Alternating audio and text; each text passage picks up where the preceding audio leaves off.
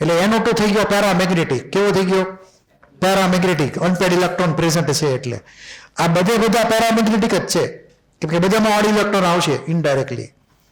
હવે આની અંદર પ્રશ્ન આપણને ત્યારે થાય કે આપણે આ ઓડ ઇલેક્ટ્રોનને કાઉન્ટ કરવો કે ન કરવો હાઇબ્રિડાઇઝેશનમાં.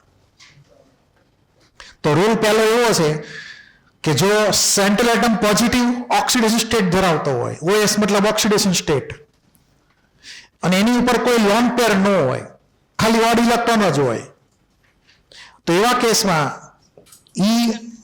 ઇલેક્ટ્રોનને કાઉન્ટ કરવાનો હાઇબ્રિડાઇઝેશનમાં.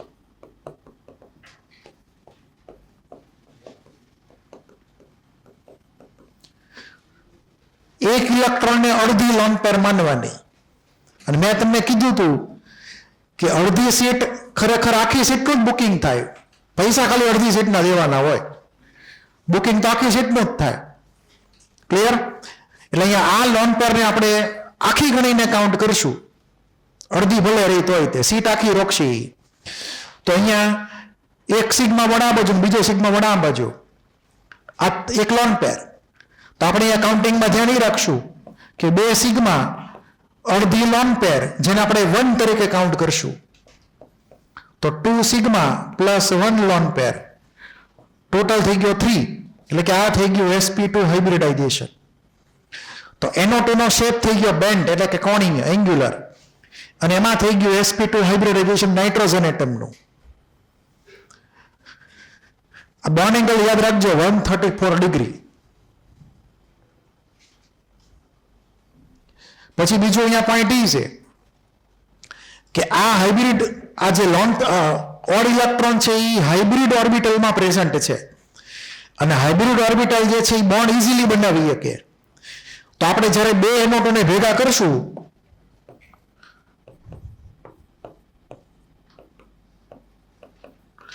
તો ઇઝીલી એમાંથી આપણને N2O4 મળશે. ડાયનાઇટ્રોજન ટેટ્રોક્સાઇડ N2O4. આ નાઇટ્રોજન ડાયોક્સાઇડ છે, NO2 NO2. 2 NO2 ભેગા થયા, 2 ના ઓડ ઇલેક્ટ્રોન ભેગા થઈ ગયા, તો એક બોન્ડ બની ગયો N અને N વચ્ચે, અને N2O4 આપણને મળશે. એટલે કે ડાયમરાઇઝેશન એનું ઇઝી હશે, કેમ કે એમાં આ ઓડ ઇલેક્ટ્રોન હાઇબ્રિડ ઓર્બિટલમાં છે એટલે.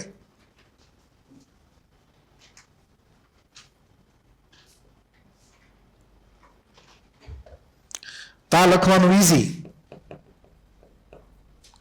તમે રીઝનમાં એવું લખી શકો કે ભાઈ ઓડ ઇલેક્ટ્રોનની present in hybrid orbital, so it can easily ડાયમરાઇઝ.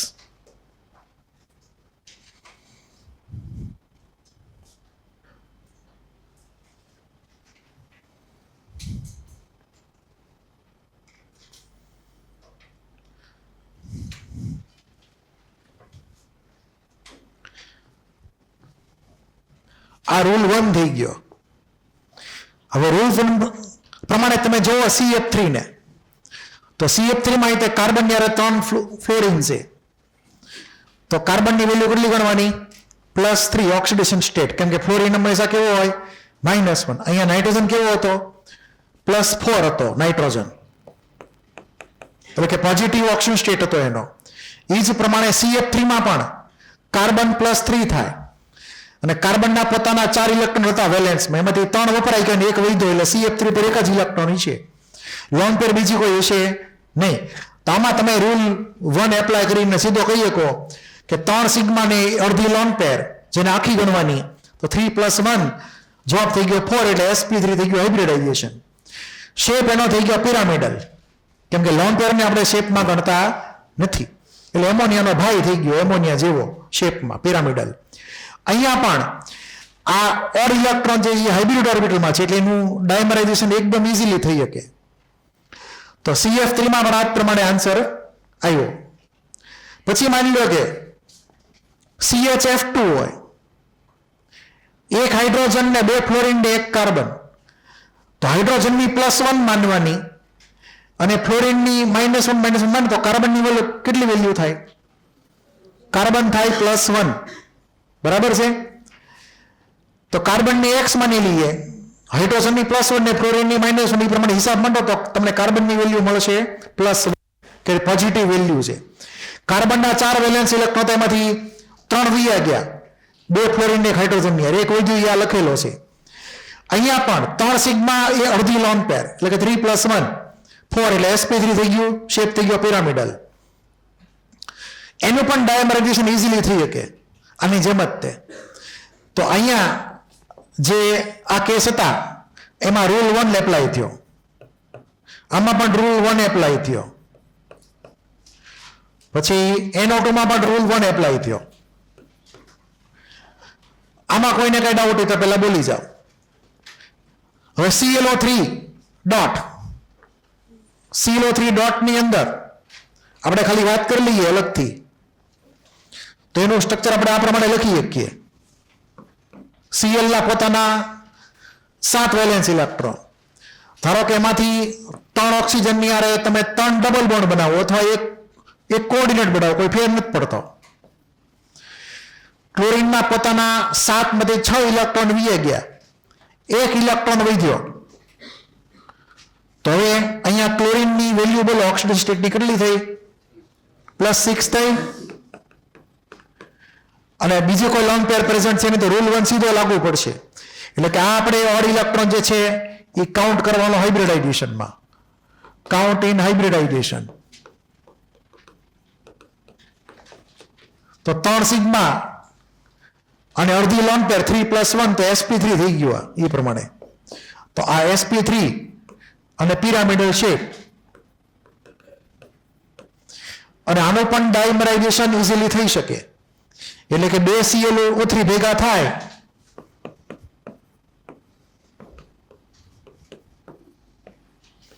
તો Cl2O6 મળી શકે ઇઝીલી.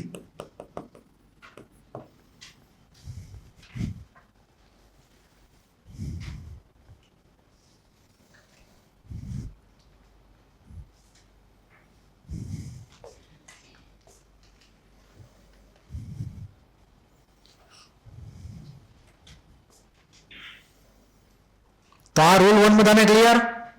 તો સેન્ટ્રલ ટર્મ ચેક કરવાનો, ઓક્સિડેશન સ્ટેટ પોઝિટિવ છે કે નહીં. લોન પેર બીજી કોઈ હોવી ન જોઈએ, ઓડ ઇલેક્ટ્રોન હાલશે તો એને કાઉન્ટ કરવાનો હાઇબ્રિડાઇઝેશનમાં. તો આપણે અહીંયા પણ Cl આપણે રૂલ 1 એપ્લાય કર્યો, સોરી રૂલ 1. હવે આવશે રૂલ 2. ClO2 ડોટ એ રૂલ 2 નું એક્ઝામ્પલ છે. ને હવે કોણ વધ્યું? ખાલી CH3, એ રૂલ 3 નું એક્ઝામ્પલ છે. ખાલી નંબર લખી નાખો રૂલ 3 એમ, પછી આપણે સમજીએ શું છે. આ ટેબલ એકવાર છાપી નાખો હરખી રીતે.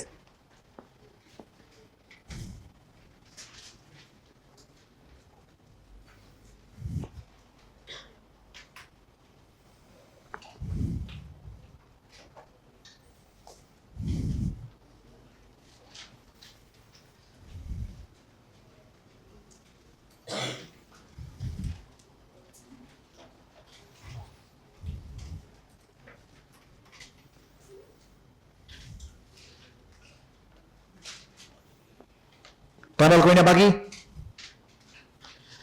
હવે રૂલ 2 નું એક્ઝામ્પલ છે ClO2. તો એમાં આપણે જો વર્કઆઉટ કરીએ પહેલા ફિગર એની ClO2 ની,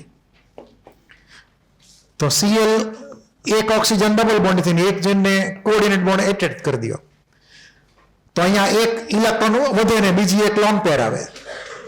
ક્લોરીનના પોતાના 7 વેલેન્સ ઇલેક્ટ્રોન, એમાંથી 4 વપરાઈ ગયા, 3 વધ્યા, તો એક લોન પેર રાખીને એક અડધી લોન પેર. હવે અહીંયા પણ ક્લોરીન તમે ચેક કરશો તો પોઝિટિવ વેલ્યુ જ છે +4, પણ હારે લોન પેર છે. તો લોન પેર જ્યારે હાજર હોય ત્યારે અડધી લોન પેર એના ખોળામાં બેહાડી દેવાની. ધારો કે 2 ની સીટ હોય, મમ્મી પપ્પા બેઠા હોય, તો એનું જે સંતાન હોય એના ખોળામાં બેહે ને, પછી ત્રીજી સીટ તો મળે નહીં એને. તો આવા કેસમાં આ લોન પેર જે છે એને તમારે અડધી લોન પેર ખોળામાં બેહાડી દેવાની હતી, ઓલી મોટી લોન પેરના. એટલે કાઉન્ટ કરવાની નહીં હાઇબ્રિડાઇઝેશન, એને અલગ સીટ આપવાની નહીં, કે મેં એક ઓલરેડી સીટ આપી દીધી છે લોન પેરને, બીજી સીટ નહીં આપવાની. તો આપણે રૂલ 2 માં એવું લખશું,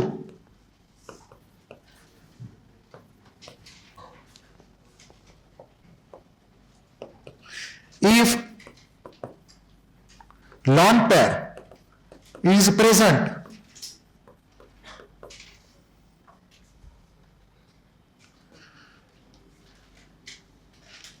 with odd electron, if lone pair is present with odd electron on central atom,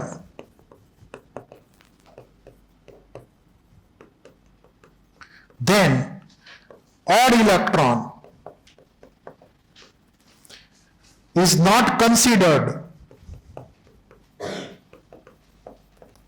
in hybridization.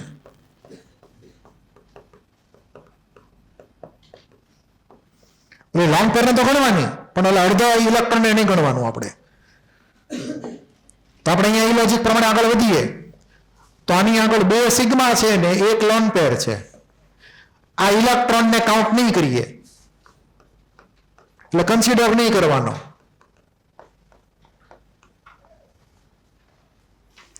તો 2 + 1 એટલે થઈ ગયું 3, એટલે કે આ થઈ ગયું sp2 હાઇબ્રિડાઇઝેશન ClO2 ની અંદર,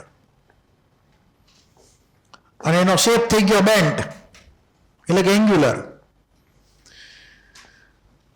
હવે અહીંયા આપણે જો ઇમેજિન કરીએ એનું ડાયમરાઇઝેશન, તો ClO2 + ClO2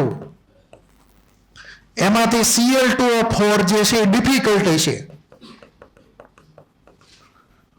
એનું ડાયમરાઇઝેશન કેવું માનવાનું? ડિફિકલ્ટ, મતલબ નહીં થતું હોય એમ થઈએ કે કાં તો ન થાય ને કાં તો વેરી ડિફિકલ્ટ એમ. ઓકે, એટલે એના પ્રેફરન્સમાં આવતું નથી. તો Cl2O4 બનાવવાનો નહીં, ClO2 બે કમ્બાઈન કરાવીને.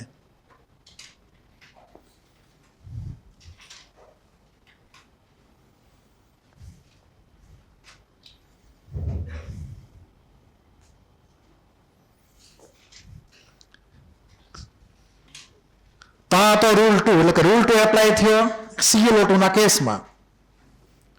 હવે આવશે રૂલ 3. રૂલ 3 ની અંદર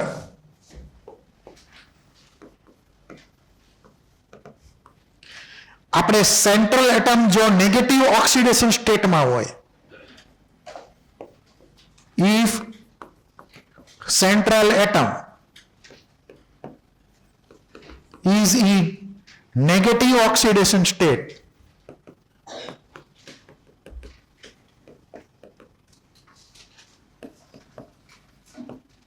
then odd electron is not considered in hybridization.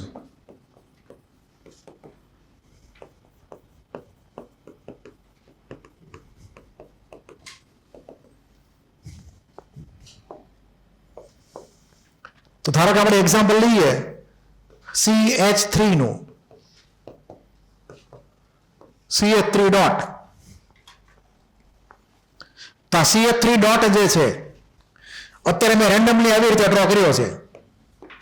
હવે એમાં હાઇડ્રોજનને આપણે +1 માનીએ છીએ, તમને યાદ હોય તો, કેમ કે હાઇડ્રોજનની ઇલેક્ટ્રોનેગેટિવિટી 2.1 છે અને કાર્બનની 2.5 છે. તો 3 H+1 હોય તો કાર્બન કેવો થઈ જાય? -3 થઈ જાય, એટલે કે નેગેટિવ ઓક્સિડેશન સ્ટેટ થઈ ગયો. તો એવા કેસમાં તમારે યાદ રાખવાનું કે આ ઓડ ઇલેક્ટ્રોન જે છે એને ગણવાનો નહીં હાઇબ્રિડાઇઝેશનમાં. એટલે અહીંયા do not count in hybridisation.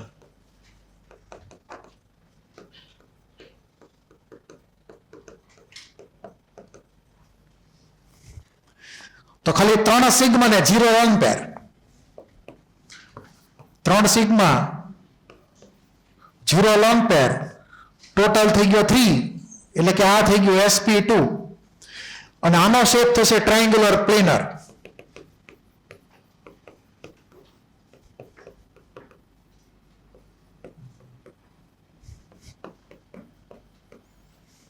સમતલીય ત્રિકોણી, મતલબ પંખો જે છે 3 પાંખિયા વાળો, એમાંથી સ્ટીક કાઢી નાખો, ખાલી પાંખીઓ વચ્ચેનો એન્જિન વાળો ભાગ વધે એનો, એટલે આટલા ખાલી કાર્બન ને 3 હાઇડ્રોજન એટલે જ ખાલી વધે.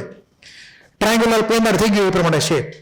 તો CH3 ડોટ યાદ રાખજો. હવે બીજું કે આ ડોટ જે છે ઇલેક્ટ્રોન, ડોટ ઇલેક્ટ્રોન એટલે ઓડ ઇલેક્ટ્રોન, એ આપણે કાઉન્ટ નથી કર્યું હાઇબ્રિડાઇઝેશનમાં.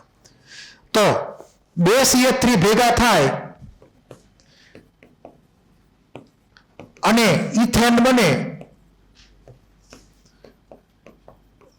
એવી સંભાવના ઓછી છે. કેવી છે? પ્રેફરન્સમાં એ લોકો કમ્બાઈન નથી થાય, પણ પરાણે કમ્બાઈન કરાવો તો ભેગા થાય છે. પરાણે કમ્બાઈન કરાવો, ઓપ્શન ન હોય તો. ઓપ્શન એ લોકોને બીજો કોઈ હારો મળતો સુધી લોકો ત્યાં વહી જાય. આ લાસ્ટ ઓપ્શન છે એ લોકો માટે. સમજાઈ ગયું ને તમને? ખબર ને, ફર્સ્ટ પ્રેફરન્સ ને લાસ્ટ પ્રેફરન્સ એમ. ચલો ન મળે તો આવી છે એમ. તો CH3 એટલે કે આ ડિફિકલ્ટ કેવું માનવાનું? ડિફિકલ્ટ માનવાનું. એના ફર્સ્ટ પ્રેફરન્સમાં આવશે નહીં. એટલે કે ડાયમરાઇઝેશન CH3 ડોટનું ઈઝી નથી. સિવાય કે તમે એને કમ્પેલ કરો કે જ્યાં જોઈન થાત તે, તો વાત અલગ છે. એટલે એનો પ્રેફરન્સ બીજા કોકનો હોય છે, આનો પ્રેફરન્સ નહીં હોય ટૂંકમાં. તો આ CH3 ડોટની વાત થઈ ગઈ. હવે તમને એક એક્ઝામ્પલ આપું, તમારે મને જવાબ કેવા શું થાય. ધારો કે આ લિસ્ટ જે છે એમાં આપણે હજી એક એડ કરી દઈએ, CCl3 ફોર એક્ઝામ્પલ. ક્યાં લખું? અહીંયા લખું જ, માની લો કે CCl3 ડોટ. બોલો હવે આનું શું કરવાનું? ઓડ ઇલેક્ટ્રોનને ગણવાનો કે નહીં ગણવાનો? CCl3 માં કાર્બન કેવો છે? +3 માં છે. અને કાર્બનના કોઈ બીજા કોઈ લોન પેર છે, એની અડધી લોન પેર એક હતી જ તે. તો આ થઈ ગયું sp3 ને પિરામિડલ CF3 ની જેમ જ તે. એટલું ક્લિયર?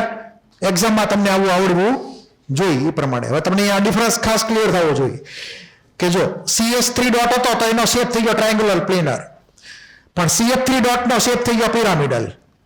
બેમાં અલગ અલગ છે હાઇબ્રિડાઇઝેશન, sp2 ને sp3. છેતરાતા નહીં, એક્ઝામમાં પૂછી શકાય. બરાબર? અને આનો PYQ પૂછાઈ ગયેલો છે લાસ્ટ યરમાં. તો આમાં કોઈને કઈ ડાઉટ? તો હાઇબ્રિડાઇઝેશનની વાર્તા પૂરી.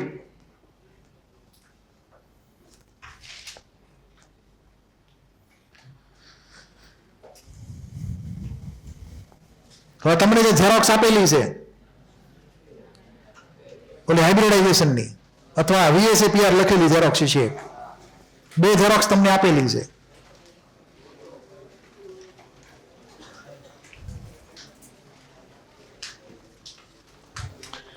એમાં VSAPR વાળી ઝેરોક્સમાં લગભગ છે ને પાછળના પાને લખેલું છે બધું. યાર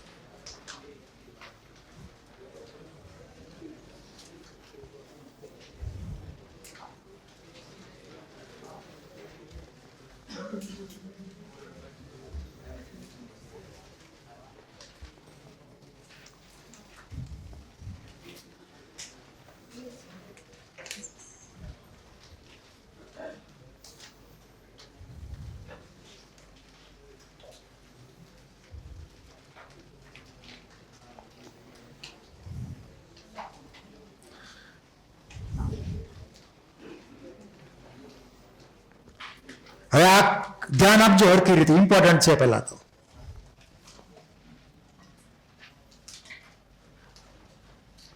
ધારો કે આપણે મિથેનનું એક્ઝામ્પલ લઈએ તો મિથેનમાં 4 બોન્ડ જે છે એના એ સેમ ટાઈપના એટમ હારે છે. તો મિથેનમાં દરેક બોન્ડ જે છે એમાં જે હાઇબ્રિડ ઓર્બિટલનો ઉપયોગ થયો હોય એ હાઇબ્રિડ ઓર્બિટલની અંદર દરેક બોન્ડની અંદર 25% S કેરેક્ટર અને 75% P કેરેક્ટર બધામાં હરખું હોય છે, દરેક બોન્ડમાં. કેમ કે બધા એટમ હરખા જ છે, કોઈ લોન પેર કોઈ છે નહીં. તો મિથેન મોલેક્યુલની અંદર દરેક હાઇબ્રિડ ઓર્બિટલ જે બોન્ડ બનાવે છે એમાં દરેકમાં 25 અને 75 P કેરેક્ટર છે. પણ આવું બધી વખતે આવું થાય નહીં. ધારો કે આપણે વોટરનું એક્ઝામ્પલ લઈએ તો વોટરના એક્ઝામ્પલની અંદર ઓની હારે 2 જ બોન્ડ છે અને 2 લોન પેર છે. હવે આને ઇક્વિવેલન્ટ ન કહેવાય, આ બેને ઇક્વિવેલન્ટ ન કહેવાય. તમે આ બેને કહી શકો ઇક્વિવેલન્ટ, અથવા આ બેને એકબીજાને ઇક્વિવેલન્ટ કહી શકો, પણ એક લોન પેર ને એક બોન્ડ ઇક્વિવેલન્ટ નથી, એટલે કે નોન ઇક્વિવેલન્ટ છે. તો જ્યારે હાઇબ્રિડ ઓર્બિટલમાં એકવાર એનો બોન્ડ બને એકવાર એની લોન પેર આવે એની અંદર, તો એમાં પર્સન્ટેજ એસ કેરેક્ટર ને પર્સન્ટેજ પી કેરેક્ટરમાં ડિફરન્સ આવી જાય. મતલબ કે લોન પેરમાં જે પર્સન્ટેજ એસ અથવા પી હશે અને અહીંયા બોન્ડ પેરની જે હાઇબ્રિડ ઓર્બિટલમાં જે પર્સન્ટેજ એસ અને પી હશે અલગ અલગ એમાઉન્ટમાં હશે, હરખા એમાઉન્ટમાં હશે નહીં. એક્ઝામમાં તમને એની વેલ્યુ પૂછે કે ભાઈ આ બોન્ડ એંગલ જે છે એ તમને આપી દીધું હોય, બોન્ડ એંગલ ખબર જ છે 104.5 ડિગ્રી એમ, બરાબર. તો આપણને જો બોન્ડ એંગલ ખબર હોય આવા સિમ્પલ ટ્રાયએટોમિક મોલેક્યુલની અંદર, ધારો કે એની વેલ્યુ થીટા 104.5 ડિગ્રી, તો આપણે બોન્ડ એંગલની વેલ્યુને આધારે નક્કી કરી શકીએ કે આ લોન પેરમાં કેટલા પર્સન્ટેજ એસ કેરેક્ટર કે કેટલા પર્સન્ટેજ પી કેરેક્ટર છે, અથવા આ નીચેના બોન્ડની અંદર કેટલા પર્સન્ટેજ એસ ને કેટલા પર્સન્ટેજ પી કેરેક્ટર નક્કી કરી શકીએ ફોર્મ્યુલાને આધારે, બરાબર છે. તો એને લગતો આ ન્યુમેરિકલ છે. તો આમાં તમારે ધ્યાન એટલું જ રાખવાનું કે જ્યારે નોન ઇક્વિવેલન્સ ક્રિએટ થાય હાઇબ્રિડ ઓર્બિટલમાં ત્યારે પર્સન્ટેજ એસ અને પી અલગ અલગ આવે. અહીંયા બધા હરખા છે, આમાં બધા અલગ અલગ છે. હવે એક ન્યુમેરિકલ એની માટે તમને આપેલો છે અને અહીંયા એક ફોર્મ્યુલા લખેલી છે. આ ફોર્મ્યુલામાં એસ નો મતલબ છે પર્સન્ટેજ એસ કેરેક્ટર, એને ફ્રેક્શનમાં કન્વર્ટ કરવાનો. કેમાં? ધારો કે 80% હોય તો શું કરવાનું? 0.8 એવી રીતે. તો cos થીટા બરાબર equal to S divide by S minus 1, આ પહેલી ફોર્મ્યુલા. જો એસ કેરેક્ટર ફાઇન્ડ કરવાનો આવે અથવા આપેલું હોય તો, અને જો પી કેરેક્ટર આપેલું હોય તો ફાઇન્ડ કરવાનું હોય, તો એની માટે આ ફોર્મ્યુલા થઈ ગઈ. હવે અહીંયા જે એસ અને પી કેરેક્ટર જે છે એ બોન્ડ માટે છે. કોની માટે છે? બોન્ડ માટે છે, લોન પેર માટે નથી. એટલે અહીંયા એસ અને પી જે છે એ બોન્ડ ના સમજવાના, બોન્ડ પેર ના સમજવાના, લોન પેર ના સમજવાના નહીં. તો અહીંયા એસ એટલે પર્સન્ટેજ એસ કોના? તો કે બોન્ડ પેરની હાઇબ્રિડ ઓર્બિટલના. અહીંયા પી એટલે પર્સન્ટેજ પી કોના? તો કે બોન્ડ પેરની હાઇબ્રિડ ઓર્બિટલના. લોન પેરની હાઇબ્રિડ ઓર્બિટલના ગણવાના નહીં, એ ઇનડાયરેક્ટલી ડિરાઇવ થશે. તો એક ન્યુમેરિકલ ધ્યાનથી જોવો, નીચે આપેલો છે.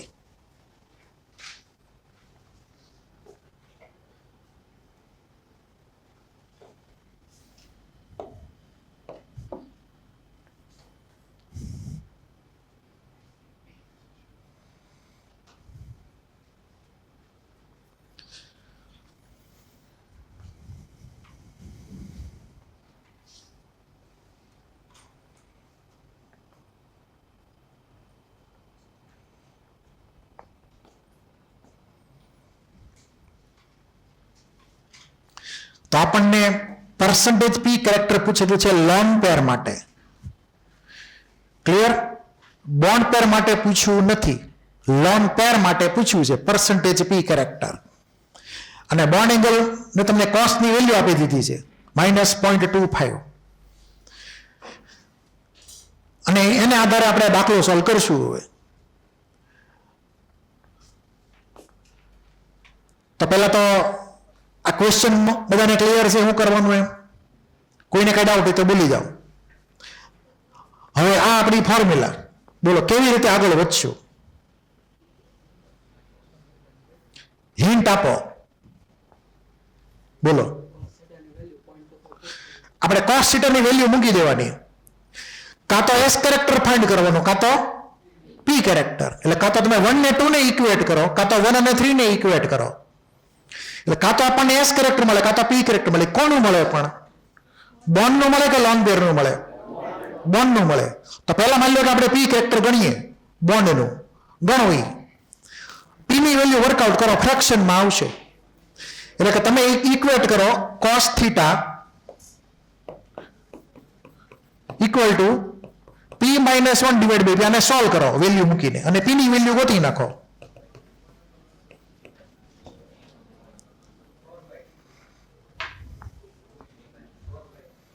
કેટલી થઈ?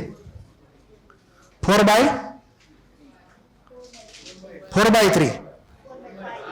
4/5. મોર દેન 100% કોઈ પી કેરેક્ટર ન થાય એટલે. તો P ની વેલ્યુ 4/5 એટલે કે 0.8 થઈ ગયું percentage. આ વેરીફાઈ કરી લો સાચું છે કે ખોટું, ભૂલ નથી થતી ને. તો P કેરેક્ટર એટલે કે P ના ફ્રેક્શન 0.8 એટલે કે 80% કેરેક્ટર છે બોન્ડમાં. કેટલા? 80% P કેરેક્ટર છે. એટલું ક્લિયર? તો આપણે અહીંયા લખી શકીએ, ધ્યાનથી સાંભળજો હવે, ઇમ્પોર્ટન્ટ છે. P ના 0.8 હોય તો S ના કેટલા હોય? તો સાઈડમાં S ને લખી નાખીએ એટલે S ના થઈ ગયા 20%. બરાબર? આપણને S હેલવું પડશે અહીંયા એકચ્યુઅલી, તમને સમજાવું કેવી રીતે હોય. હવે જો પેલા આપણે બોન્ડ ધ્યાનમાં લઈએ તો આ OH બોન્ડ જે છે એની અંદર આ સાઈડનો બોન્ડ અથવા આ સાઈડનો બોન્ડ એમાં હરખું હોય કે અલગ અલગ હોય percentage કેરેક્ટર? આ બંને બોન્ડ કેવા છે? ઇક્વિવેલન્ટ છે. આ બંને ઇક્વિવેલન્ટ. તો અહીંયા જે આન્સર આવ્યું એ બધું એ માટે એપ્લિકેબલ છે. તો આપણે S લઈ લીધો અને 20%. કેટલો કીધો? 20% S કહી દીધો. આ ક્લિયર? તો આને 20% S મળે કે ન મળે? હવે ટોટલ ઓર્બિટલ તો 4 હતી. કેટલી? 4 ઓર્બિટલ હતી ટોટલ. S ની 1 ને P ની 3 એટલે ટોટલ થયા 400%. એમાંથી 100% કોના હશે? S ના. 400 માંથી 1/4 એટલે કે 100 કોના? S ના હશે. ઈ S ના 20% આ બાજુ ગયા, 20% આ બાજુ ગયા. તો આ બેના ભાગે કેટલા કેટલા આવે બોલો? 30 આવે. તો 20 તો અહીંયા કેટલા ગણવાના? 30. હવે કોઈ પણ બોન્ડમાં ટોટલ તો 100 થવા જ જોઈએ. આમાં કેમ 20 હતો તો બાકીના 80 કોણ હતા? P હતા. તો ઉપર 30% S હોય તો P કેટલા હોય? 70%. તો લખી નાખો જવાબ. 70% P કેરેક્ટર જવાબ આવ્યો લોન પેર ની અંદર અને 30% S કેરેક્ટર આવ્યું. તો S કેરેક્ટર વધ્યું કે ઘટ્યું ઓફિશિયલ વેલ્યુ કરતા? ઓફિશિયલ વેલ્યુ કેટલી હતી? 25 ના 75. યાદ કરો, 25% S character, 70% P character official value. એની બદલે લોન પેરમાં S કેરેક્ટર વધી ગયું એની ઓફિશિયલ વેલ્યુ કરતા 5 વેલ્યુ વધી. તો અમે 5 વેલ્યુ P ની ઘટી. તો લોન પેર જે છે એના 2 ઇલેક્ટ્રોન એ ન્યુક્લિયસની વધુ નજીક રહેવા પ્રયત્ન કરે. ન્યુક્લિયસની વધુ નજીક રહેવા પ્રયત્ન કરે. એટલે આપણે S અને P ની તમને ખબર છે કે S અને P માં લેન્થ કોની વધારે હોય? S ની કે P ની? P ની લેન્થ વધારે. તો ઓછી લેન્થ થઈ ગઈ S ની. તો S કેરેક્ટર વધે તો તે નજીક આવે ન્યુક્લિયસની. તો લોન પેરનો ટાર્ગેટ શું હોય કે ન્યુક્લિયસની વધારે નજીક રહેવું બને એટલું. તો લોન પેરમાં એની ઓફિશિયલ વેલ્યુ કરતા percentage S વધી ગયેલા હોય કેમ કે વધારે નજીક આવેલી હોય, જેથી કરીને P કેરેક્ટર ઓટોમેટિક ઘટે. આ એવરગ્રીન લોજિક જો ઇમ્પોર્ટન્ટ છે એક્ઝામ માટે. કોઈને કઈ ડાઉટ હોય તો બોલી જાઓ. છે કોઈને કઈ ડાઉટ? આ પ્રશ્ન સમજાણો, જવાબ કેવી રીતે હોય આ લીખી નાખ્યું, તમને ક્લિયર થયું? સીધા 20% S ઉપરથી. તો ઉપરના 20 તો અહીંયા 30 ભાગ્યા પડતા આવે. એ તમને ખબર પડી કે ન પડી? તો આવા ક્વેશ્ચન તમને આવડવા જોઈએ એક્ઝામમાં. આની બદલે હું ગમે અનનોન મોલેક્યુલ મૂકી દઉં, આની વેલ્યુ ચેન્જ કરી નાખું cos θ ની, એટલે કે એંગલ બદલી નાખું. તમને પ્રોપર એક નવો એંગલ આપું અહીંયા, નવી cos ની વેલ્યુ થઈ. તો તમે નવું એક S કેરેક્ટર કે P કેરેક્ટર લોંગ પેરનું વર્કઆઉટ કરી શકો આ જગ્યાએ. એટલે તમને આ વેલ્યુ એક્ઝામ આપેલી હશે cos વાળી, જે કોઈ હશે એ તમારે ગણવાની હશે નહીં. તમને આવું સિમ્પલ કેલ્ક્યુલેશન આવડવું જોઈએ. બેમાંથી કોઈ એક ફોર્મ્યુલા એપ્લાય કરો, કાં તો 1-2 કાં તો 1-3. આના દાખલામાં માર્ક ન જવા જોઈએ. આની કરતા ઇઝી ક્વેશ્ચન પોસિબલ નથી કેમિકલ બોન્ડિંગમાં, દાખલા ગણવાની રીતે.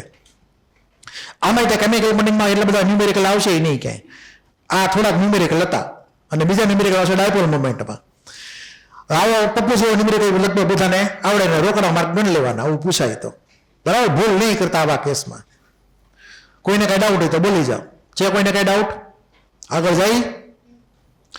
આવું નવું તમને એમોનિયામાં પૂછે તો તમને એ પ્રમાણે આવડવું જોઈએ. cos θ ની વેલ્યુ લખીને આપી દીધી હોય તમને ગણતા એ પ્રમાણે થોડુંક ડેરિવેશન છે, સિમ્પલ. નેક્સ્ટ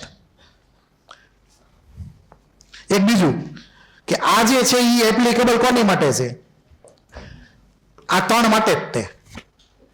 ડી વાળાને વચમાં ઇન્વોલ્વ નહીં કરવાના. કાં તો એસપી હાઇબ્રિડાઇઝેશન હોય, કાં તો sp2 હોય, કાં તો કોણ હોય sp3. તો જ તે આપણે બોન્ડ એંગલની વેલ્યુ ઉપરથી પરસેન્ટેજ એસ અને પરસેન્ટેજ પી વર્કઆઉટ કરી શકીએ. જો ડી ઓર્બિટલ ક્યાંક ઇન્વોલ્વ હોય તો આ ફોર્મ્યુલા લાગુ પડતી નથી. આપણે એવું કઈ ગોતવાનું આવશે પણ નહીં ક્યાંય, અને કોઈ રેફરન્સ સોર્સમાં છે પણ નહીં. એટલે આ only limited two sp, sp2 ને sp3. અને બોન્ડ એંગલ તમને ખબર છે ને કેટલું હોય? 90 થી મોટો ને 180 થી ઓછો. એ રેન્જમાં લેવાની આપણે.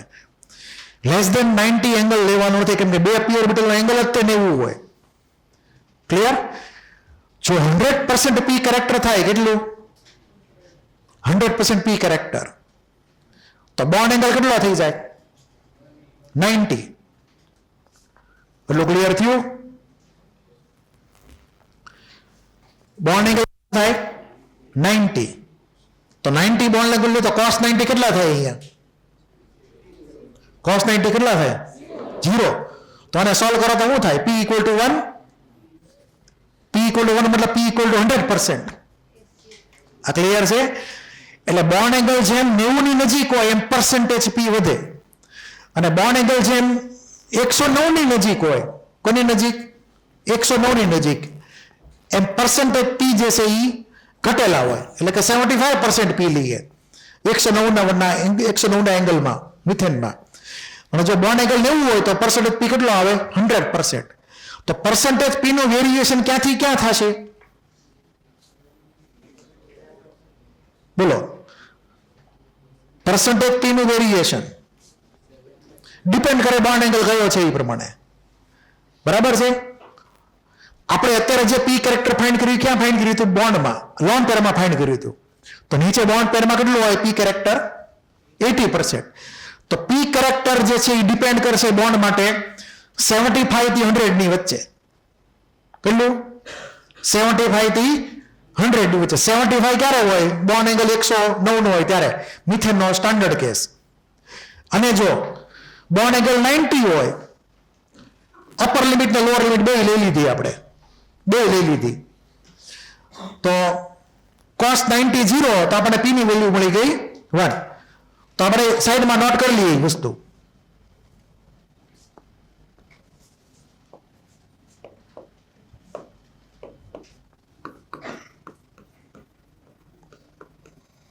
Four bond pair, lone pair માટે નહીં.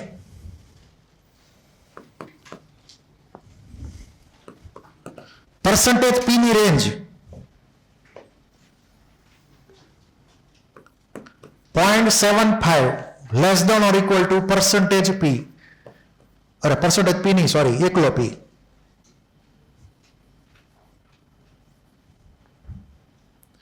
Less than or equal to 1. એટલે મેં ફ્રેક્શનના ટર્મ્સમાં લખી, તમે પરસેન્ટેજમાં લખી શકો. એટલે કે 75% less than or equal to percentage P less than or equal to 100. પછી એ જ પ્રમાણે પરસેન્ટેજ એસ લખી શકાય. ફ્રેક્શનમાં લખીએ તો એસ ક્યાંથી ક્યાં હોય બોન્ડ પેર માટે? બોલો.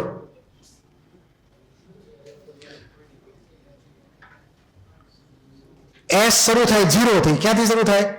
0 થી. અહીંયા તમે મૂકી દો એ પ્રમાણે cos 90 મૂકી દો લોઅર લિમિટ બોન્ડ એંગલની, તો શું થઈ ગયું? એસ બરાબર 0, તો પી બરાબર 1 આપણે મળી ગયું. એ પ્રમાણે અહીંયા 109 નો એંગલ હોય આપણે, બરાબર? આપણે મોટા ભાગે sp3 સુધી જ જવાનું છે આમ તો. એટલે આપણે sp3 ના ટર્મ્સમાં આપણે આ રેન્જ લખીએ છીએ. કોના ટર્મ્સમાં લખીએ છીએ? sp3 ના ટર્મ્સમાં. બરાબર? બાકી જો એની રેન્જ ક્યાં સુધીની છે? 180 સુધીની છે. આપણે બોન્ડ એંગલ આની માટે ધ્યાનમાં રાખીને લખીએ છીએ. sp3 હાઇબ્રિડાઇઝેશન હોય તો ક્યાંથી ક્યાંમાં આવે? પરસેન્ટેજ એસ અને પી. બાકી તમે જો બોન્ડ એંગલ 180 સુધી જઈ આવો તો થોડુંક અલગ આવે. ઓકે? તો આપણે sp3 ના ટર્મ્સમાં લખીએ અહીંયા. એટલે અહીંયા બાજુમાં લખી નાખું છું એ પ્રમાણે.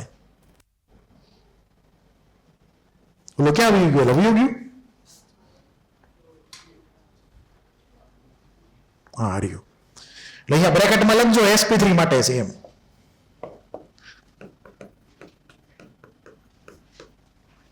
તો percentage s 0 less than or equal to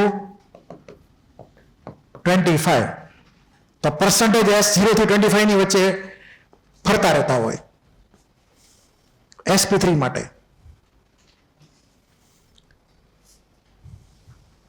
sp3 માં કોઈ દી બોન્ડ એંગલ 180 નહીં થાય, એ ધ્યાન રાખજો પાછા. બરાબર? આ ખાલી આપણે sp3 માં આપણે 109 ની લિમિટ ગણેલી છે. એટલે કે આપણો જે થીટા જે છે એ 90 degree less than equal to theta less than equal to 109 degree એમ માનેલું છે આપણે થીટાની રેન્જ. એની માટે આ સાચું છે.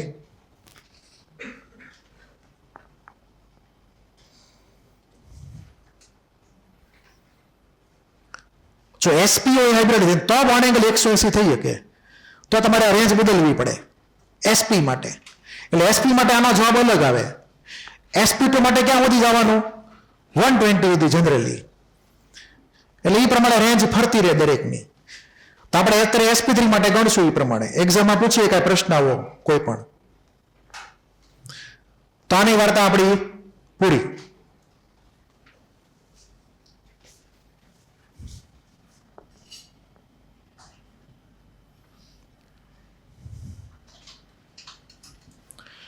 હવે વીએસએ થિયરી તમે ભણી ગયા છો, વેલેન્શિયલ ઇલેક્ટ્રોન પેર રિપલ્ઝન થિયરી, એ તમે આખી ભણી જ ગયેલા છો. એમાં આપણે એવું તમે ભણ્યા હશો કે જ્યારે કોઈ લોન પેર પ્રેઝન્ટ હોય, શું હોય?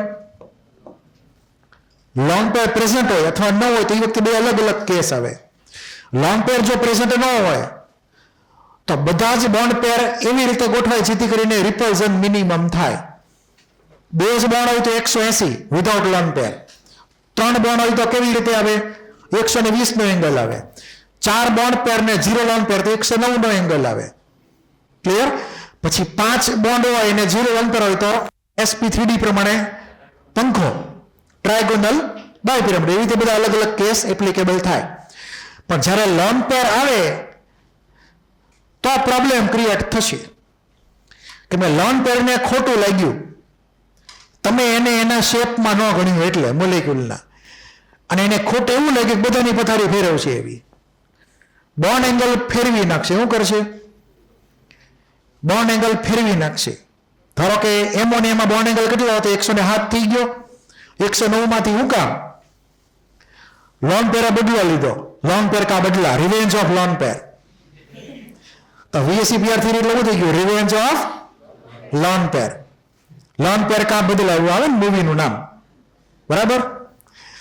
તો લોન પેર ઈ ઓલા મોલેક્યુલની હળી શરૂ કરશે, એનો શેપ ડિસ્ટોર્ટ કરશે ઓરિજિનલ શેપમાંથી જે હોવો જોઈએ એની કરતા બદલી નાખે, અને બોન્ડ એંગલ બદલી નાખે. એટલે કે શેપ અને બોન્ડ એંગલ એ બંને ડિસાઇડ થાય લોન પેરની પ્રેઝન્સથી, જો હાજર હોય તો.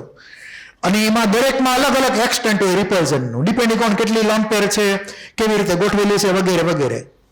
તો તમે એવું ભણી ગયા હશો કે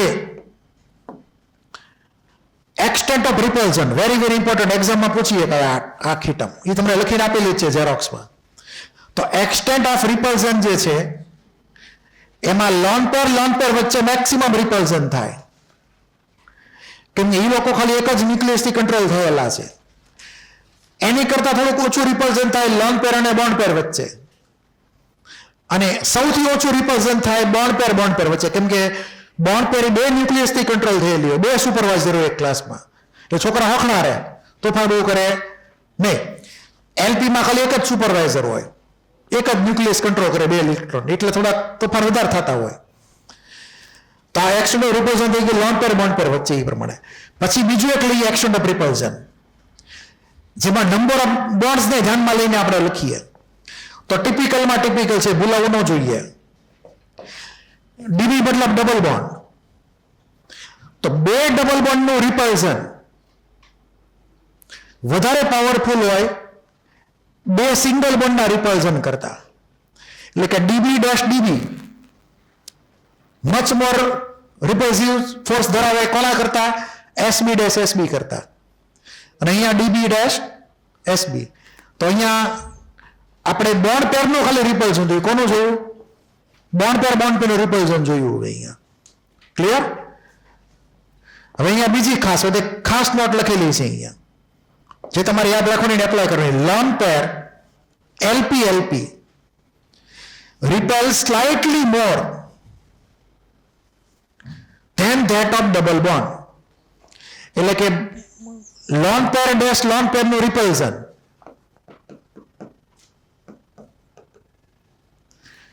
ઈ more than or equal to હોય કોના કરતા?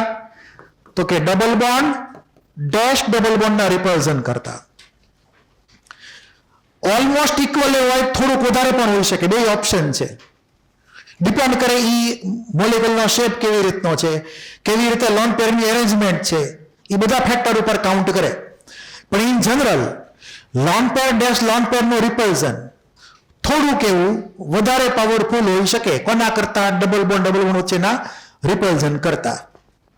એટલે આ લાઈન ખૂબ ઇમ્પોર્ટન્ટ છે, એને આપણે એક્ઝામમાં પછી કેસ બાય કેસ એપ્લાય કરવાની. લાસ્ટ પોઈન્ટ તમને હમણાં નહીં સમજે, એ રહેવા દેવાનો, પેન્ડિંગ. હમણાં રહેવા દો એને, એમાં નથી પડવાનું હમણાં અત્યારે.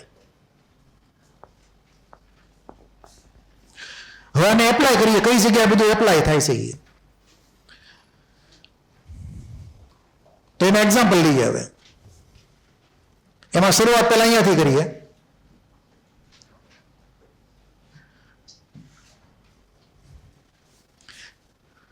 ClF3 જે છે એના 3 પોસિબલ અરેન્જમેન્ટ થઈ શકે ClF3 ના. આ પહેલી અરેન્જમેન્ટ, જેમાં 2 ફ્લોરિનને સ્ટીક ઉપર મૂકી અને 1 ફ્લોરિનને પાંખિયા ઉપર મૂક્યો અને 2 લોન પેરને પાંખિયા ઉપર મૂકી. આ પહેલી અરેન્જમેન્ટ. બીજી અરેન્જમેન્ટમાં આપણે શું ઇમેજિન કર્યું કે લોન પેરને મૂકી દે ઉપર નીચે સ્ટીક ઉપર અને પાંખિયામાં મૂકી દે 3 ફ્લોરિન. અને હજી એક અરેન્જમેન્ટ છે, એક લોન પેરને સ્ટીક ઉપર ને 1 લોન પેરને પાંખિયા ઉપર અને બાકીની 3 પોઝિશનમાં ફ્લોરિન ગોઠવી નાખવાના. 3 સંભવિત અરેન્જમેન્ટ થઈ ClF3 ની. હવે આ 3 સંભવિત અરેન્જમેન્ટમાંથી જે અરેન્જમેન્ટમાં મિનિમમ રિપલ્ઝન હશે એ જ મોર સ્ટેબલ હશે. ક્લિયર? આમાં ડબલ બોન્ડ તો કાંઈ છે નહીં, તો ખાલી સિંગલ બોન્ડ જ જોવાનું એ પ્રમાણે લોન પેરની પ્રમાણે. તો આ બધામાં 2 લોન પેર છે. તો પેલા 90 degree lone pair dash lone pair repulsion કેમાં હાજર છે ને કેમાં નથી હાજર એ પ્રમાણે. આમાં છે નથી. લોન પેરનો એંગલ કેટલો બને? અંદાજે 120 અંદાજે. અને 120 ના એંગલ હોય લોન પેર તો રિપલ્ઝન કરે નહીં એટલું બધું ખાસ, કેમ કે ઓલરેડી આગા છે. ક્લિયર?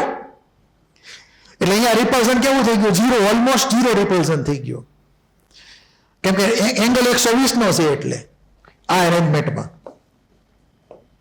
આ 120 નો અંદાજે બોન્ડ એંગલ થઈ ગયો, લોન પેરનો એંગલ. એટલે એને કાઉન્ટ કરવાનું નહીં રિપલ્ઝનમાં. આમાં તમે ચેક કરો તો કેટલો છે? 180. એટલે આમાંય 0, કેમ કે 180 નો એંગલ છે 2 લોન પેર વચ્ચે. અને આમાં જુઓ, આમાં એક સ્ટીક ને પાછું 90 ડિગ્રીનું રિપલ્ઝન છે હાજર. અને LP રિપલ્ઝન હોય તો કેવું ખતરનાક થાય? સૌથી વધારે ખતરનાક રિપલ્ઝન છે. સૌથી ઓછો સ્ટેબલ કેવો થયો?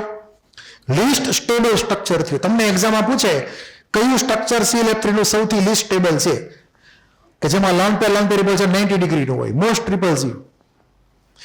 પછી કેમ કે જે મોસ્ટ પાવરફુલ હોય સૌથી પહેલા લેવાનું હોય, પાવરફુલ રિપલ્ઝન. પછીનું નેક્સ્ટ પાવરફુલ કયું છે રિપલ્ઝન? લોન પેર ને બોન્ડ પેરનું. 120 વાળા 180 વાળા નિગ્લેક્ટ કરી નાખવાના, ખાલી 90 ડિગ્રી વાળા જ લેવાના. તો 90 ડિગ્રી LP-BP રિપલ્ઝન કેટલા છે? આની અંદર જુઓ, આ એક લોન પેર ઉપર નીચેના ફ્લોરિન આરે 90 ડિગ્રી છે અંદાજે, બરાબર. આ એક પાંખ્યો ને ઉપર નીચે 2 સ્ટીક થઈ ગઈ 90 ડિગ્રી. આ બીજી લોન પેર, એટલે અહીંયા તો 4 લખેલું છે. અહીંયા 4 રિપલ્ઝન છે 90 degree lone pair dash bond pair વાળા.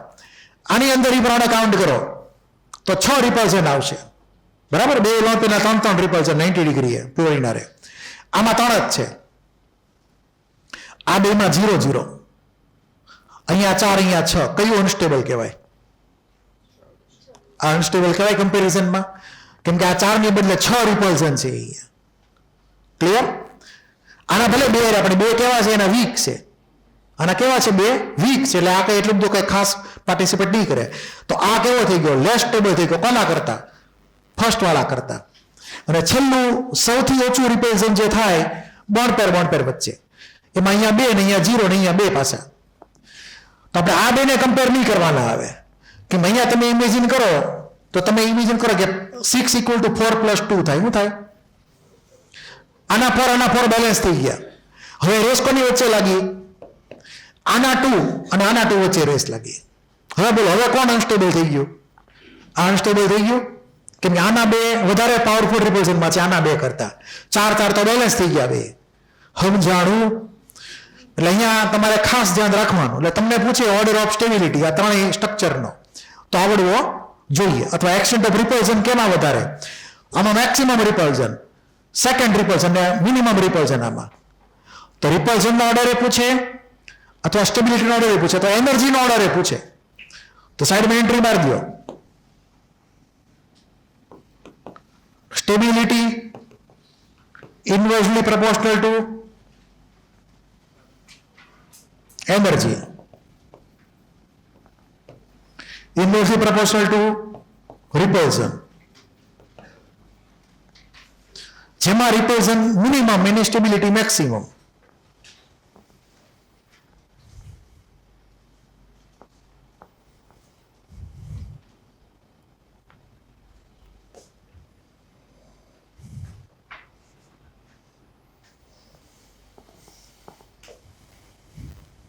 આમાં કોઈને કઈ ડાઉટ હોય બોલી જાઓ.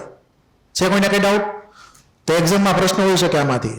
નેક્સ્ટ હવે SF4 તમને એ પ્રમાણે આવડી શકે આરામથી. તમે જાતે વર્કઆઉટ કરજો. હવે મેં બધું લખીને તમને તૈયાર કરીને આપી દીધું છે. બે પોસિબલ અરેન્જમેન્ટ કીધેલી છે, એમાંથી આને લેસ સ્ટેબલ કેમ કીધી બોલો? હવે તમે જવાબ આપો.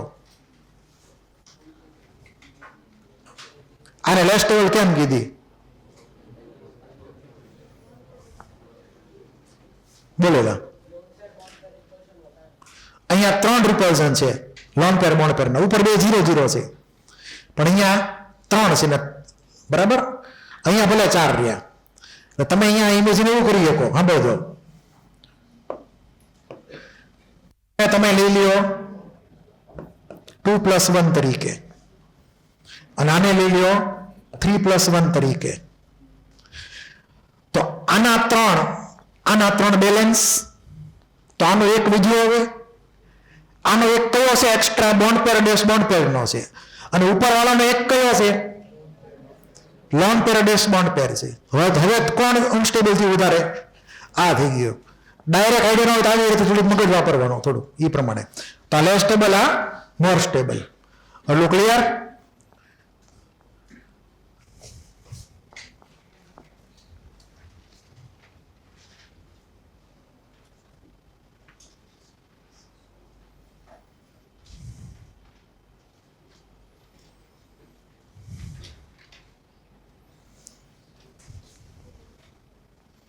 હવે કેટલાક બોન્ડ એંગલની વાત કરી લઈએ.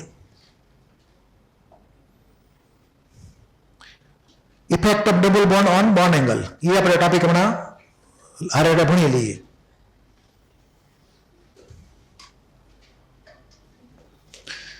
આપણે વાત કરી હતી કે ડબલ બોન્ડ રિપલ્ઝન થોડુંક વધારે પાવરફુલ હોય સિંગલ બોન્ડ કરતા. તો આપણે આ ધારો કે કેસ લઈએ. પહેલો તમે ઝેરોક્સમાં લખીને આપ્યો જ છે. તો આની અંદર અહીંયા H અને H માં સિંગલ બોન્ડ, ઉપર ડબલ બોન્ડ એ સિંગલ બોન્ડ. તો X અને Y બે અલગ અલગ એંગલ થયા.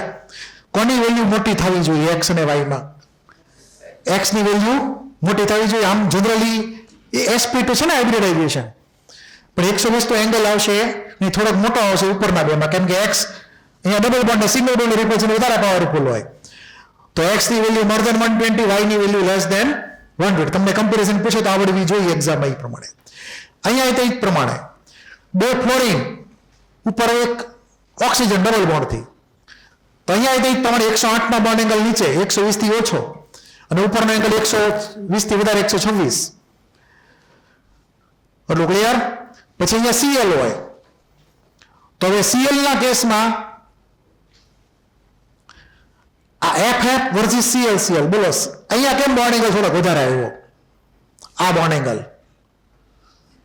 F C F CL C CL નો બોન્ડ એંગલ અહીંયા 111 છે, આનો 108 કેમ છે? કે હું કામ વૈધો ઉપર ઓ તો બેમાં કોમન છે, બોલો. ક્લોરીનની સાઇઝ કેવી છે? વધારે છે. તો ક્લોરીનના ઇલેક્ટ્રોનને બીજા ક્લોરીન ઇલેક્ટ્રોન વધારે બાંધવાના. ધારો કે અહીંયા એક સેન્ટર એટમ લઈએ,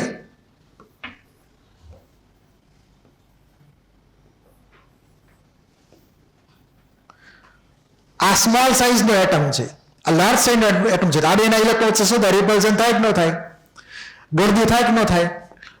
ગળદીને હારી લેંગ્વેજમાં કહેવાય સ્ટેરિક હિન્ડ્રન્સ. શું કહેવાય?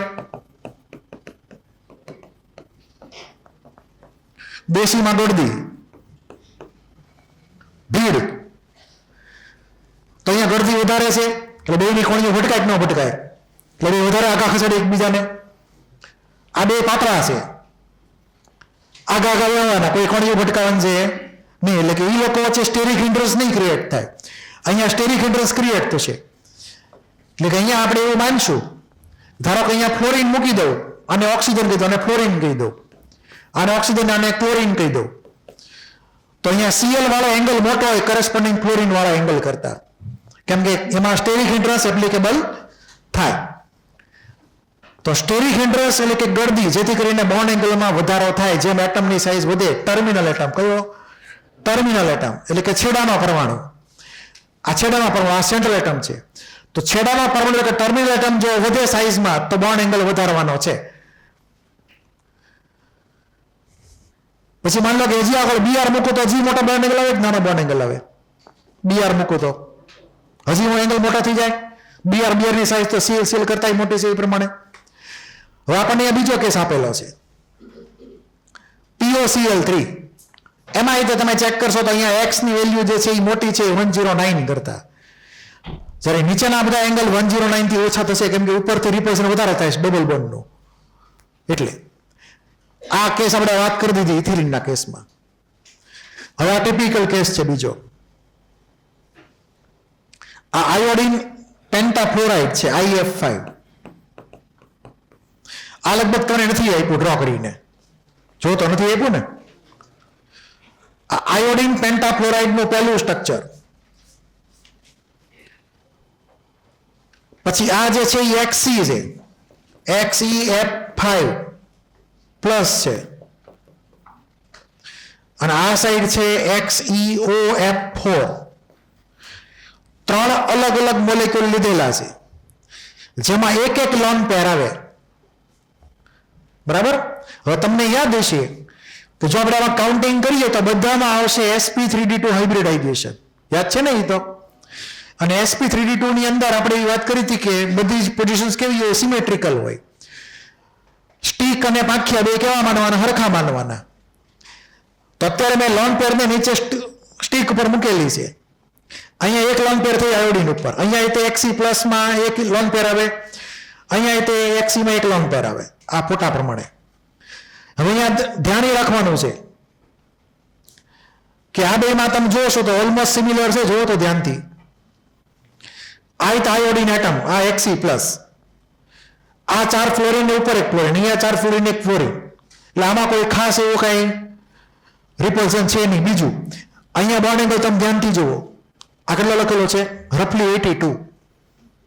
તો આ બધા પાંખિયા બધા ઉપર વ્યા ગયા છે ને, 4 પાંખિયા વાળા પંખો ઇમેજિન કરો, થોડાક પાંખિયા ઉપર તરફ મોકલી દો સ્ટીક બાજુ, તો આઉટ ઓફ પ્લેન થઈ ગયા. કેવા થઈ ગયા? Out of plane. સ્ટીક અને પાંખિયાનો એંગલ લેસ ધેન 90 થઈ ગયો, કે નીચેથી રિપલ્શન થાય છે વધારે પડતું. એટલે કે આ લોન પેર જે છે, આ 4 બોન્ડનું વધારે માત્રામાં રિપલ્શન કરશે, પાંખિયાવાળા 4 બોન્ડનું, જેથી કરીને લોકો બોન્ડ ઉપર વયા જશે, જેથી કરીને આની આરનો એંગલ એનો ઘટશે. એટલે આપણને એ પ્રમાણે લખીને આપેલો છે 82. એવો નવો સિમિલર કેસ આપણને આમાં મળે. પણ આમાં જુઓ તો ધ્યાનથી, બોન્ડ એંગલ કેટલો છે? 91. ક્લિયર? કેવો થઈ ગયો? 91. ડબલ બોન્ડ એ ઓલમોસ્ટ લોન પેરના રિપલ્ઝનને બેલેન્સ કરી નાખ્યું. શું કર્યું? ડબલ બોન્ડની આરે આ સિંગલ બોન્ડનું રિપલ્ઝન ને લોન પેરની આરે આ 4 બોન્ડનું રિપલ્ઝન, 4 પાંખ્યાઓનું, એ ઓલમોસ્ટ એકબીજાને શું કરે છે? કેન્સલ આઉટ કરે છે. આપણે વાત કરી હતી ને કે ડબલ બોન્ડનું રિપલ્ઝન ઓલમોસ્ટ ઇક્વલ કોના જેટલું હોય? લોન પેર એટલે બોન્ડ એંગલમાં મોટું વેરિએશન આવે નહીં, એ ઓલમોસ્ટ એકબીજાને બેલેન્સ કરી શકે. તો આ કેસમાં બોન્ડ એંગલ 90 ની ખૂબ નજીક આવ્યો, આ સ્ટીકનો બોન્ડ એંગલ આ પાંખ્યા સાથે. તો આ પર્ટિક્યુલર કેસમાં આપણને શું જોવા મળે છે કે ડબલ બોન્ડ વધારે રિપલ્શન કરે લોન પેર કરતા. મેં તમને કીધું કે પોઝિશન ઉપર ડિપેન્ડ કરે, પાછી કેવી રીતની પોઝિશન છે. એટલે જનરલ કેસમાં વધારે હોય પણ ઓવરઓલ કેસમાં ક્યાંક ડિફરન્સ થઈ શકે ખરા. તો અહીંયા આપણે એવું માનશું કે આ ડબલ બોન્ડ થોડુંક વધારે રિપલ્શન કરે છે, જેથી કરીને થોડાક પાંખ્યા સે જેવા નીચે નમે, સે જેવા 1 ડિગ્રી જેટલા. એટલે બોન્ડ એંગલ મોટો થઈ ગયો, 90 ની બદલે 91 થઈ ગયો બોન્ડ એંગલ. તો નીચેનો એંગલ કેટલો થયો હશે? 89. આ ક્લિયર? છાપી નાખો આ 3 કેસ. તો આ નીચેનો એંગલ થઈ ગયો 89, ટોટલ 180 થવું જોઈએ.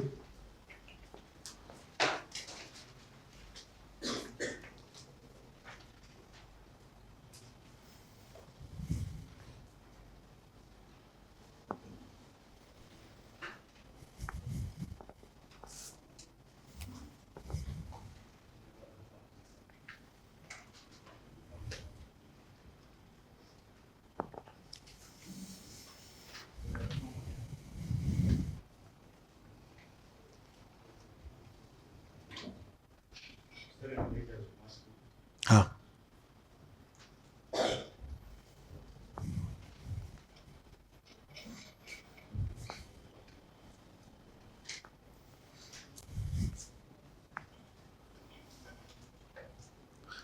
તો એક્ઝામ્પલ તમારે યાદ રાખવાનું.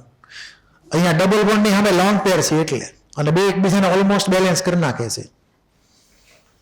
એવું અહીંયા નથી થયું, કેમ કે લોન પેરની સામે સિંગલ બોન્ડ છે રિપલ્ઝન કરવા માટે.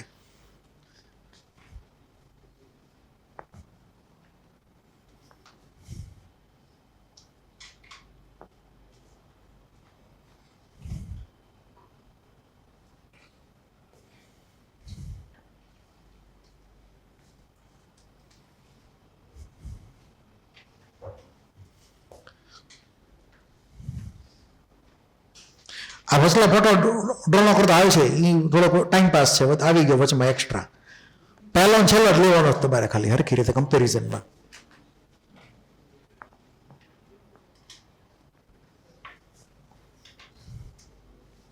લખાઈ ગયું?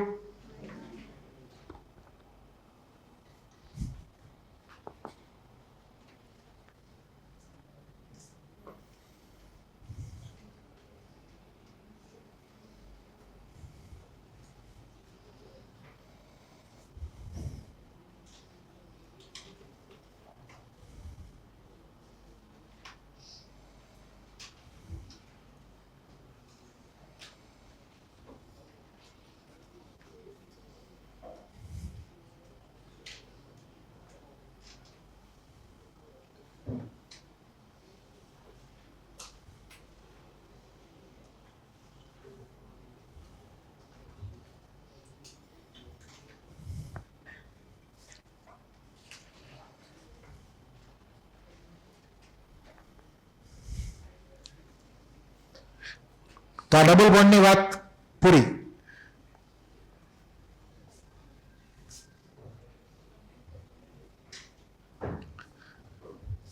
હવે આપણે થોડાક બીજા વધારાના એક્ઝામ્પલ લઈએ. નવો કન્સેપ્ટ છે, ધ્યાન આપજો.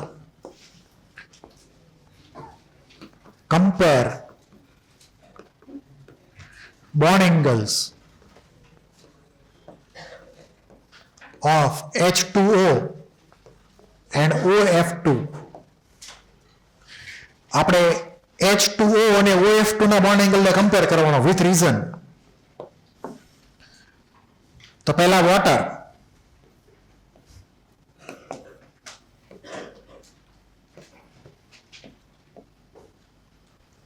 અને આ બાજુ ફ્લોરિન OF2.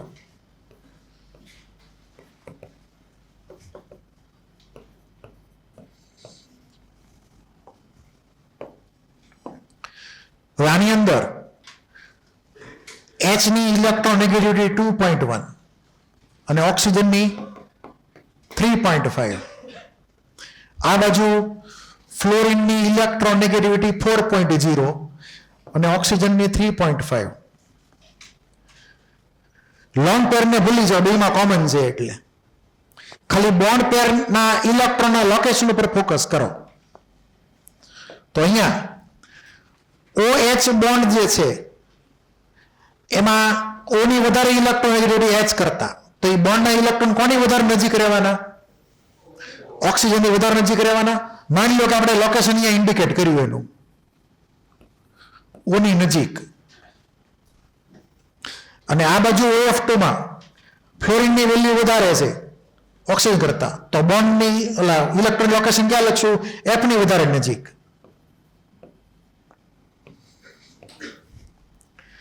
હવે અહીંયા આ બોન્ડ પેરના બે ઇલેક્ટ્રોન વધારે નજીક છે. અહીંયા આ બે બોન્ડ પેર ઇલેક્ટ્રોન થોડાક વધારે દૂર છે. તો બોન્ડ પેર રિપલ્શન વધારે પાવરફુલ કેમાં છે? લોન પેર તો બેમાં કોમન જ છે, ભૂલી જાઓ. બેમાં બબે lone pair, that is common, એટલે એ કઈ ઇસ્યુ નથી અત્યારે. તો અહીંયા સ્ટ્રોંગ, કમ્પેરેટિવલી સ્ટ્રોંગ આની કમ્પેરિઝનમાં સ્ટ્રોંગ બોન્ડ પેર ડેશ બોન્ડ પેર રિપલ્શન. જ્યારે આ બાજુ ઈ બે બોન્ડ પેરના ઇલેક્ટ્રોન આગા છે એકબીજાથી, તો અહીંયા વીક બોન્ડ પેર ડેશ બોન્ડ પેર રિપલ્શન. તો હવે ગોળો ફેંકો, કયો બોન્ડ એંગલ મોટો હોય છે અને કયો બોન્ડ એંગલ નાનો હોય છે? ગોળો ફેંકવાનો છે ખાલી. હે, આનો બોન્ડ એંગલ મોટો આવવો જોઈએ કેમ કે સ્ટ્રોંગ રિપલ્શન છે બે વચ્ચે. તો આનો બોન્ડ એંગલ જે છે એ 104.5 ડિગ્રી વોટરનો બોન્ડ એંગલ. જ્યારે OF2 માં એ બોન્ડ એંગલ થાય છે 103 ડિગ્રી, થોડોક ઓછો થાય છે નહીં કરતા.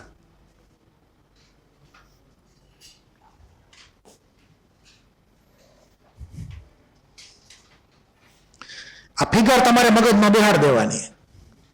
આમાં બીજું કઈ લખવાની જરૂર છે? એની ફિગરમાં બધું લખાણ આવી ગયું. જે તો કન્સેપ્ટ મીન આ કન્સેપ્ટ મગજમાં ઉતર્યો તો લોન પેર જો સિમિલર હોય, મતલબ સેમ એટમ હોય લોન પેરમાં, તો કઈ આપણે લોન પેરને ટાર્ગેટ કરવાની, સીધી બોન્ડ પેરને ટાર્ગેટ કરવાની. બોન્ડ પેરનું લોકેશન જોવાનું, સેન્ટ્રલ એટમની નજીક છે કે સેન્ટ્રલ એટમની દૂર છે.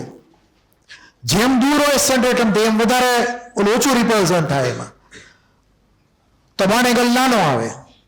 અને જો ઇલેક્ટ્રોન બોન્ડ પેર સેન્ટ્રલ એટમની વધારે નજીક હોય તો સ્ટ્રોંગ રિપલ્શન કરે બોન્ડ પેર વચ્ચે, એટલે બોન્ડ એંગલ મોટો થઈ જાય.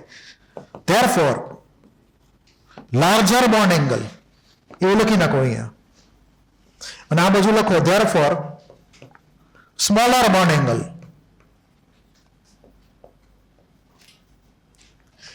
આમાં કોઈને કઈ ડાઉટ હોય તો બોલી જાઓ આ કન્સેપ્ટમાં.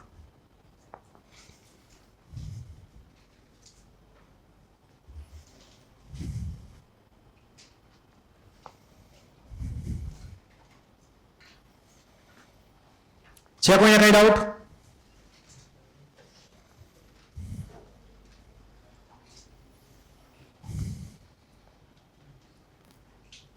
લખાઈ ગયું? લખાઈ ગયું ને?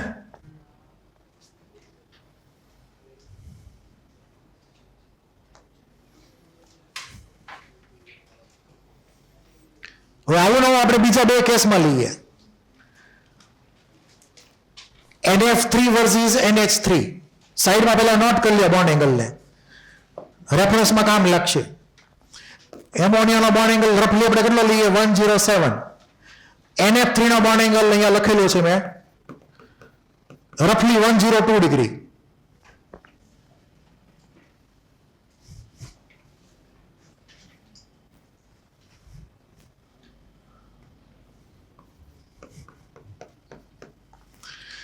હવે આ બેમાં આપણે કમ્પેરિઝન કરવાની હું કામ આવું થયું એમ, તો અહીંયા એને ફિગર ડ્રો કરીએ કઈ.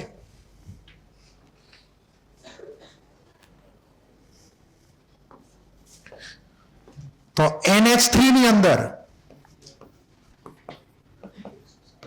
આપણે એક લોન પેર અહીંયા દર્શાવી શકીએ અને NF3 માં એ પ્રમાણે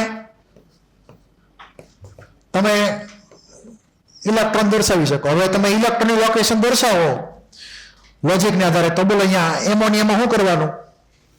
નજીક આવે કે આવે? નજીક આવે બધા બોન્ડ પેરના ઇલેક્ટ્રોન. જ્યારે આ બાજુ શું થાય? દૂર રહે, ફ્લોરિન તરફ રહે. બરાબર છે? તો મતલબ એવો થયો કે અહીંયા stronger bond pair dash bond pair repulsion, therefore greater bond angle. બંનેમાં n કોમન છે. અને બીજું હાઇડ્રોજન ને ફ્લોરિન ની સાઇઝમાં કોઈ બહુ મોટો ડિફરન્સ છે નહીં. બંને સ્મોલેસ્ટ એટમ છે આખા પીરિયોડિક ટેબલના, H અને F. એટલે આમાં સ્ટેરિક ઇન્ટરેસ્ટ તમારે એપ્લાય કરવાનું નહીં. એટલે કે સેકન્ડ પીરિયડના એલિમેન્ટ હોય તો એમાં સ્ટેરિક ઇન્ટરેસ્ટ નામનું આવશે જ નહીં કાંઈ. થર્ડ, ફોર્થ, ફિફ્થ એમાં જો આવતો હોય તો આપણે સ્ટેરિક ઇન્ટરેસ્ટ એપ્લાય કરવાનું, ક્લોરિન ઓનવર્ડ્સ. તો આમાં સ્ટેરિક ઇન્ટરેસ્ટ નામનો કોઈ વર્ડ એપ્લાય નહીં કરવાનો. તો અહીંયા આ બે વચ્ચે હશે વીક રિપલ્ઝન. છાપી નાખો.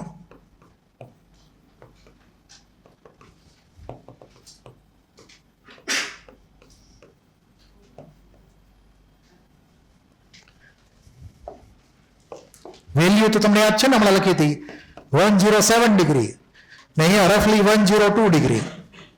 આમાં કોઈને કઈ ડાઉટ હોય તો બોલી જાઓ. છે કોઈને કઈ ડાઉટ?